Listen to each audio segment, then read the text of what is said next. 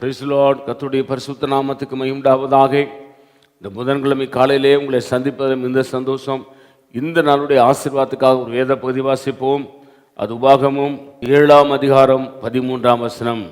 உன்மேல் அன்பு வைத்து உன்னை ஆசீர்வதித்து உனக்கு கொடுப்பேன் என்று உன் பிதாக்களுக்கு ஆணையிட்டு கொடுத்த தேசத்தில் உன்னை பெருக பண்ணி உன் கற்பக்கனியையும் உன் நிலத்தின் கனியுமாகிய உன் தானியத்தையும் உன் திராட்சரசத்தையும் உன் எண்ணெயையும் உன் மாடுகளின் பலனையும் உன் ஆட்டு மந்தைகளின் ஆசீர்வதிப்பார்.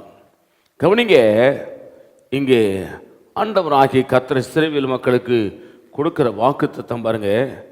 உன்மேல் அன்பு வைத்து உன்னை ஆசீர்வதிக்கிறாராம்.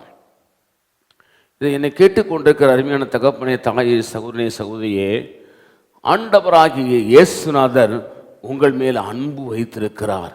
அதனால்தான் ஆண்டவராகிய இயேசு இந்த பூமியிலே மனிதனாய் பிறந்து உங்களுக்காக எனக்காக பாடுபட்டு சிலுவையில் அடிக்கப்பட்டு அவமானப்பட்டு நிந்திக்கப்பட்டு சிலுவையிலே மரித்து அவர் அடக்கம் பண்ணினார்கள். 3ஆம் நாள் இயேசு உயிரோடு எழும்பினார். அல்லேலூயா. பாவிகளை ரட்சிக்க கிறிஸ்து இயேசு உலகத்துக்கு வந்தார் என்கிற அந்த வேத வசனத்தை இங்கே நிறைவேறுகிறதை நாம் பார்க்கிறோம். உண்மையில் அன்பு வைத்து உன்னை ஆசீர்வதிக்கிறாராம். இந்த உலகத்தில் நம்மளை யார் நம்மளை நேசித்தாலும் நேசிக்காவிட்டாலும் நம்மளை உண்மையாய் நேசிக்கிற ஒரு தெய்வம் இருக்கிறார். அவர் தான் ஆண்டவராகிய இயேசு கிறிஸ்து. அவர் உங்கள் மேல் அன்பு வைத்து உங்களை ஆசீர்வதிக்கிறாராம். நான் உங்களுக்கு ஆட்சேபிக்கிறேன். பரிசுத்த பிதாவே, இது என்னோடு பேசின நல்ல வார்த்தைகளுக்காக ஸ்தோத்திரம்.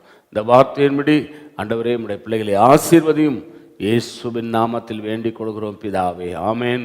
God bless you. கர்த்தர் உங்களை ஆசீர்வதிப்பாராக.